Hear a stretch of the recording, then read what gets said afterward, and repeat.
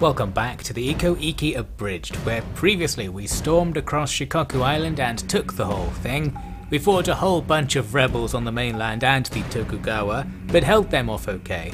Then we had a big decisive battle with the powerful Ashikaga shogunate armies, and thanks to a load of glitchiness and exploits, we actually took them downtown, so that's looking okay now.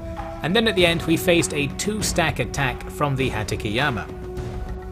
We've got some mangonels up in the castle, so to start with I'm shooting towards the enemy deployment zone, trying to get some early kills. I was doing that in first person of course, because in this fight we don't need to worry very much about our defences. They're only attacking with one of the 2 stacks, the other stack actually isn't even visible right now, it's out there somewhere. And inside we do have a full stack of defenders, including good yet sacrificable units like Katana Ronin Garrison. They can hold off enemy militia and stuff for ages. So I can sit around and snipe the enemy general who was in range of the mangonels. And the nice thing is they don't react to you shooting at them. We didn't try to get out of the way, so I just kept sniping. And sniping manually gives the mangonels good accuracy. Therefore, eventually, boom, we get a direct hit on the guy after killing enough of his guards to make him vulnerable, and he's out of there. I was trying to see which corpse he was. I think it's this guy over here. His men probably aren't going to be too impressed with that, and if they hear about that while they're being killed inside the castle over here, I suppose they're more likely to rout. As for this fight, not much to say. We can just hold them using the usual stuff, got bows, shooting into those melees to kill the enemies, and they do have a lot of militia who won't last very long. As for that second army that's supposed to be here, you can see it's currently making its way towards the castle. I think what happened is it came onto the field in the top left of the map, and there's a massive bit of impassable terrain going down the left side, so they had to take this really long route to get to the castle. My reinforcements are also on the field, but I've just got them hidden because I don't want them to accidentally fight the enemy's reinforcement army, since it is better. So I do just wait around. The first army is killed by the time the second army arrives and we're ready to receive them. They're assaulting with firebomb throwers there in melee, probably not going to get past our Katana Ronin I expect, and one of their units was caught at the back here fighting our reinforcements, so we just absolutely dogpile them, and that makes the castle assault a little bit harder for them. And really they don't have any chance. Soon we've just got them locked in melee, and if we can sacrifice all the garrison stuff we need, throwing archers into melee and stuff as well once they're out of ammo, all the good stuff, and we can probably work through even good units like the Naginata Samurai and the Town Guard they had. So we get to this situation. They're pretty much all dead, we're pretty much alive. The guys who are dead will be back to life very soon thanks to a bit of magic. We even get a general out of the deal. So good stuff, that's the end of that. Now though, we do have to face some annoying stuff, or to resolve some rebels there, but then another big rebel army is attacking Himeji, courtesy of the shogunate I expect. This just keeps happening. It's annoying because we're guaranteed to win, I just have to waste time to do it manually. Luckily I'm quite nice, so I don't have to waste much of your time. The long and short of it, especially the short, is that we killed them. They didn't have enough troops to get in normally, and we had loads of stuff outside the castle, so we could attack them even before they climbed up the wall, and just wipe them aside. Now moving on, what we need to do strategically is get our troops off Shikoku Island. I'm going to move most of them back to the place where we landed originally to make the very short crossing to Honshu, since it's very safe over there and there's a port we can use. We do also have this port right here, and it's a Nanban port. I'm going to keep it even though it will turn this little island to a Christian province, because it allows us to make some good ships. If I get the advanced gunpowder tech or something like that, I can make loads of good ships. For now I can only make one unique ship, the English Samurai thing ship. So basically we're going to get that guy out on the waves, and with that we might be able to actually contest some water control. And before that, looks like we're being attacked at Osaka Castle by a full stack of rebels, the usual thing. So we're going to set up in the official Osaka Castle always works defensive formation, and let them die. Well, of course, plenty of them are dying off to tower somewhere. Now, moving on to the next turn. The general that just got promoted at the Hatakeyama front can go out with all of the troops and actually attack the Hatakeyama now. We finished off some survivors, and some of the other survivors have gone back to the castle, which is great because now they're blocking garrison units from spawning. And this place is a level 3 castle, the fortress, so it's just as defensible as the previous place we held. Meaning this is a very safe advance off the front line. The balance bar is good as well, thanks to all the dead units blocking garrison stuff. So in we move and we take the castle. Now the front line's a bit further forward, but it's just as secure, and for the first time we've actually pushed against the Hetukiyama there, who have been very quiet during the war in general. The Tokugawa now make another appearance. They send 2 stacks to attack Negashima Castle. Between the 2 stacks, it's basically 1 stack of good troops and 1 stack of bad troops, but split out half and half into each stack. So something slightly harder than the usual Nagashima defense. Again, we're going to be aided by the fact that the 2 stacks aren't attacking together, so stack number 1 comes in and starts going up the usual corridor, and I'm going to do the usual sniping away with the mangonels to pick up some extra kills. Sometimes I'm hitting samurai units, so that's nice and effective. Shooting these things into like Yumiya Shigoden, I guess doesn't matter that much, but taking out Nodaichi samurai and stuff is nice. Here I am, sometime later, basically the first army has come up the corridor and essentially died. I didn't really see much of it because I was just firing the mangonel, but eventually I come off, as we see here, to check what's going on. All of our units seem to be in good health, a few enemies are trying to attack, and now we can just finish them off. That's going to spell doom for the first stack. Now then, we need to set up to face everything else. I think everything else does include actually parts of the first stack, they just didn't attack in the first wave. I sent some troops up to the other end of the castle to capture a tower and then to go outside. I had the opportunity here to actually wait out the timer because the AI was glitched, it was doing nothing. But by going outside with units, it kind of resets stuff. So all the stuff that's just waiting outside the castle that you can see on the minimap then decides it is going to start moving towards the castle. Especially these cav who were eager to attack my spears. I think that would be a good fight if we took it, but we don't even need to take it, we can just run back inside. And now the cav are stuck near my tower, and will take losses, so that's great. They will gradually walk away as well. Now, sometime later, all of the enemy's infantry start climbing into the castle and we face everything else. This is the real battle now, and like any good battle, it's going to start with me doing this again. We get a nice shot there where it kind of skims past the enemy and it made a sound as if it made contact with someone's hat or something, as it just flew over their head, then hit someone behind. So yes, we'll blow up the enemy as they come in as usual, but I do need to pay a bit more attention to the actual fight because by this stage we're running pretty low on ammo after taking out all the stuff that came in earlier. So now our defensive tactic is much less effective. It's just going to be like our samurai fighting their samurai down there. There's no particular advantage, so we need to watch out. They certainly have numbers on their side. They may be able to actually grind their way through everything and we'll need to work something out. We can solve this to some extent with more explosion sniping. I'm so used to firing at that corridor that I feel like I've got a good instinctual feel for where to aim to actually hit enemy units as they run up the causeway. So we do a bunch more damage there. And now I've thrown out all of our ranged garrison that's out of ammo to go just fight outside the wall to prolong the enemy's attack, to save our last couple of units that do have some ammo a bit of death so they can shoot down and do some damage. Doesn't matter, of course, if we lose all of our ranged garrisons, so they are perfect sacrifices. They just won't do much damage in the melee. But what will do damage is blowing them up with the mangonels. This is my fallback strategy. It's probably harming my micro, but because so much of the stuff engaged is fine to let die, I don't really need to do much micro in this case. We don't have any ranged stuff left at this stage in the battle that still has ammo, so holding the enemy outside the wall doesn't really do anything. And I guess that's a good thing because everything outside the wall is dead anyway, so now we'll hold them inside the wall. We're finally going to have to actually commit some of our real units, something we very rarely do in the Negashima defenses. Luckily, the enemy are dead enough that this isn't too daunting. We can just put our Ronin onto the wall and they'll hold indefinitely with their infinite morale. The enemy samurai probably won't, so we should be able to get away with this. Here I was doing a bit of micro, got some bow garrison sacrifice who are drawing some enemy spears to fight in a certain point. While we'll lose this fight, we're closer to a tower off to the left so we can get some extra kills that way. And all the remnants of the stuff in this area eventually climb up to fight with my Yari Ronin, and we'll just hope that we eventually win. Once the enemy's banzais and stuff wear off, we can rout them inside the castle and get rid of them. Plus, since the enemy are only attacking at like 2 or 3 points at once, the fact we only have 3 melee units in total isn't much of a problem. That's enough to hold the enemy off at all points, and eventually they all do rout inside there. The battle goes on for ages afterwards because their cav were just waiting outside doing nothing. I went and captured the tower on the edge of the wall, and many of them were already in range of the tower, so we picked up a bunch of extra kills, but you can tell in the top right This battle lasted the full hour, so we did have to just wait for the timer to run out. We didn't actually finish them off.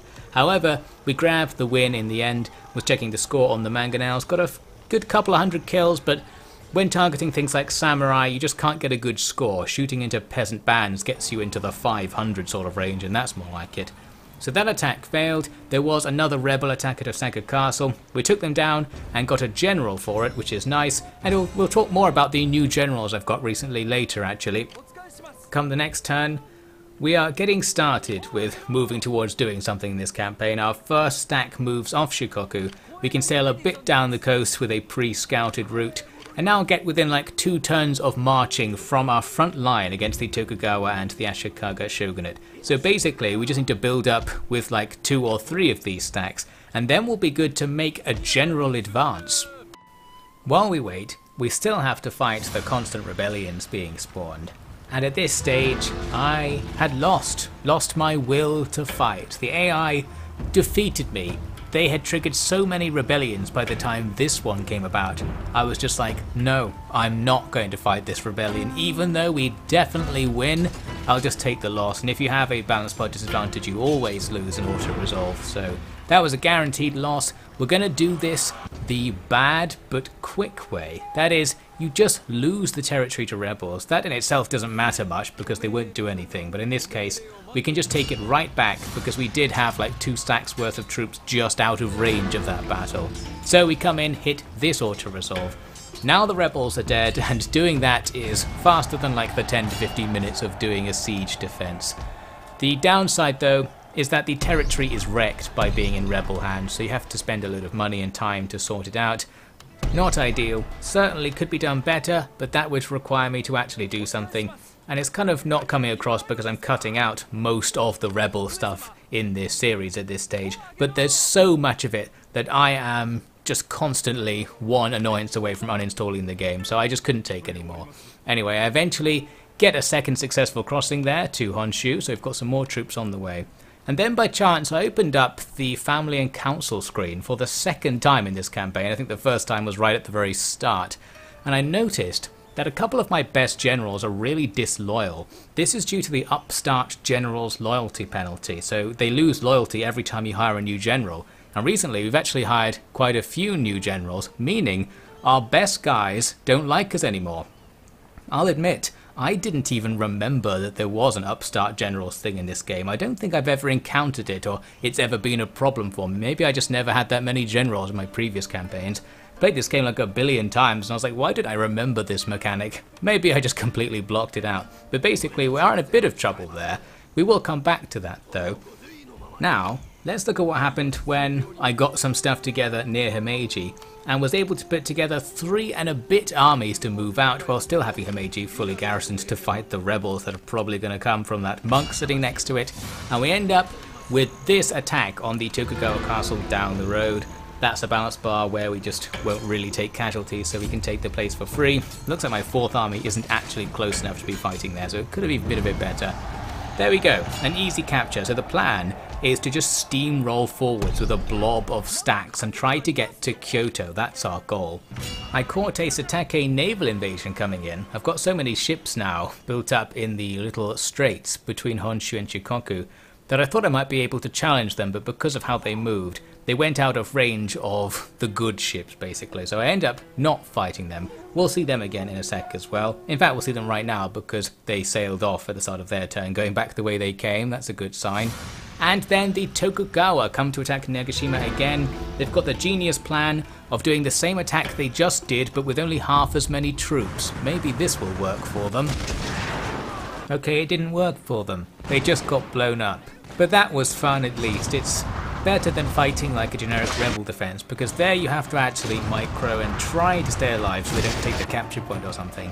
But with this map, there's just 0 chance they're going to do it, so you can sit back and shoot away. We need some mangonels at the Osaka Castle map as well. That would be perfect and make fighting the rebels there a bit better. So we get that result right there. Basically we killed them. Didn't get that many points on the mangonel, but they did level up a couple of times, so that's handy. They're getting more and more accurate, and I think it increases their rate of fire as well, being higher level. Down they go. Now, meet this man. Mr. Metsuke comes over from the Ashikaga shogunate, and the Metsuke bribes one of my high-ranking officers, and he accepts it. We just lost one of our best generals and half a stack of troops, just like that, and as far as I know, there's nothing you can do to stop them from leaving you. So, if the enemy have enough money and the percentage chance to do the bribe, you just lose the men, and now they are gone. We're going to have to go kill them. Then, another rebel battle happens. It's at the same place I just skipped the rebel battle at, and this will be no exception actually. I skipped it again, but this time we don't have enough troops to go and retake it, so we're just going to lose that territory. It can just be a rebel province. At this stage, it doesn't necessarily matter if the rebels are just sitting there. We don't need to move through that area. So there I hacked through the bad news to confirm, yes, one of our generals has been bribed by the enemy. It's actually not one of the high-ranking disloyal ones. It was one of the middlingly loyal ones. But he still accepted the enemy's money and just left us after all that, walking off, so that's pretty damn annoying actually. After that I thought, well, I'll try and kill him. Unfortunately he can just fall back to the castle, and there he is supported by another full stack of troops and a half stack to the right. So with that in mind I thought I'll just defend this turn and wait for my reinforcements to show up. I also though thought I'll give the commission that guy had to someone else. Then I made a big mistake because the icons on the buttons don't completely correspond to the icons above the guys' heads. I thought the one I was missing was the finance one, but no, the finance one has a different icon, and it was actually on the guy who was really disloyal, and now he's even more disloyal because I took the thing away. I can't explain, it was just a UI incompetence combination, and he is pretty angry. So that's good. Now our best general, who is also my son because I adopted him, is really disloyal and might also betray the faction. In the meantime, at least our faction leader with a bunch of good troops has also now made it to Honshu, so he will now be able to march down to the front line. He has tons of movement so he can get there pretty fast as well, and then we'll build up for our 4-stack rush on the shogunate. There's that Satake naval invasion coming in again, and here's a Tokugawa invasion coming in again. They decide to attack Nagashima with an even smaller force. That balance bar is outrageous. I was just like, no, do not make me do this. What is happening with this game? Fortunately, the auto-resolve lets me just kill them without having to go through that, so that is nice. Then the shogunate Metsuke appears to go for another bribe on one of my generals. Looks like he didn't get it right there though, so somebody's loyal at least. Then over here, looks like another rebellion has popped up, and this rebellion's quite interesting. It's actually got good troops in it. Tends to just be Ashigaru, but this time they've got a ton of Yari Ronin, meaning Himeji is now under attack by a good rebellion. And while I really didn't want to, because I don't care about fighting the rebels anymore, I had to fight this one because really we can't lose Himeji. I won't say too much about it because it's pretty much the standard stuff here. Tried to use some cav to distract enemy units. I ended up in melee with some enemy archers, and for some reason it didn't go very well. So we get out of there. Looks like the enemy general was about to come and help, so we don't want to keep that fight going. Instead the cav go back inside the castle to draw the enemy near the towers and stuff. Meanwhile, we're doing the usual defense for this map. That is to mainly just defend the north side of the castle to start with, where the enemy are rushing up, and wait for the other stuff to die to towers as it walks towards us from the other directions. Nicely, they are doing the classic use the archers as an assault unit move, so these katana retainers will just cut down all of the Shigeru coming over the wall. The Yari Ronin are more of an issue, but they just didn't climb up the wall very well. They came up on that corner there and kind of glitched out, so they didn't do very much. More archers coming in here, another chance for our cav to fight them. Maybe they'll redeem themselves this time. We do have a tower shooting at close range into the enemy, so that will help. And over here some Yari Ronin made it through the castle gauntlet and then got shot by our Ashigaru gunners at close range, so we managed to rout them and now they'll die. Looks like there's a few more things out there, but not enough to grind through all the stuff we have left. There was some more Yari Ronin glitching going on here. As you can see, they're kind of stuck on the wall, not really sure what's going on. It did actually stop me from killing them with the guns, because you can't shoot straight down at the very base of the wall here. So that was annoying. Eventually looks like they unstuck and then walked in single file along the wall. Really, here's the result. Here's where we're going with this. We did win, and really didn't take more casualties than we do usually in any way. I think the enemy's strength was just wasted in that one. So got away with that. Now back to more important business. First, our reinforcements marching down the road towards the front line will actually finish off those rebels, so that's good, but more importantly, they'll get to the front line. So now you can see we're going to have something like 5 armies here on the front.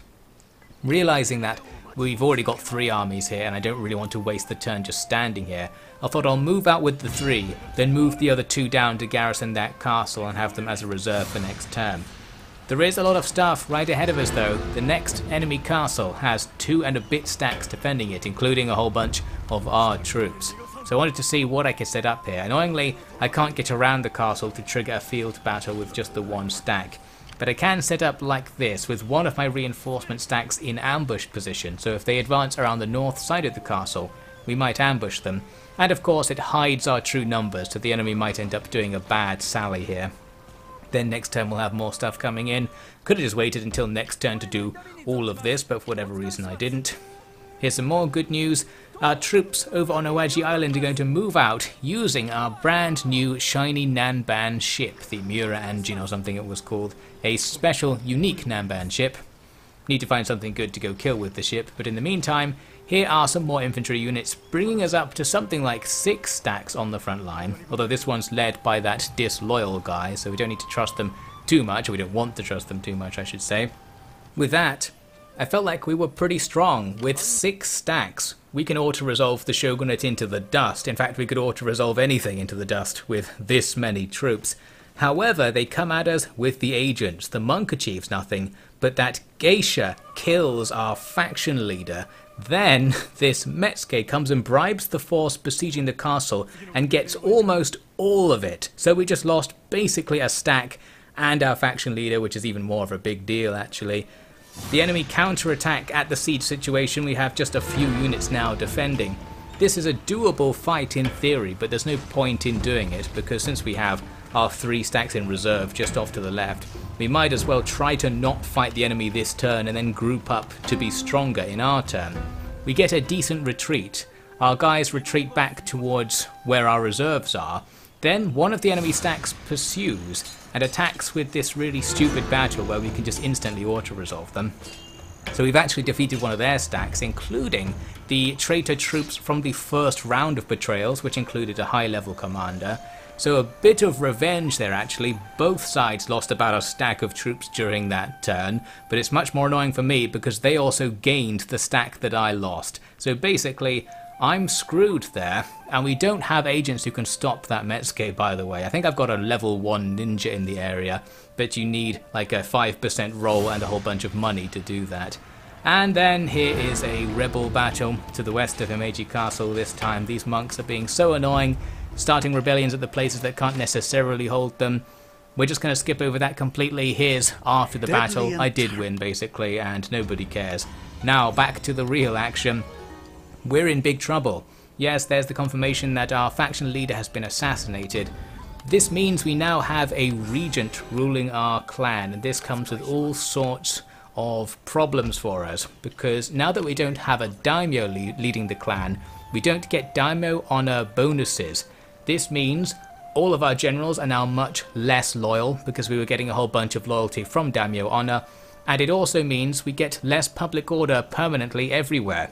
I say permanently because until we get an heir of age, we're not able to start building up honor on our faction leader. I wanted this guy to become the heir so I could just use his honor or something.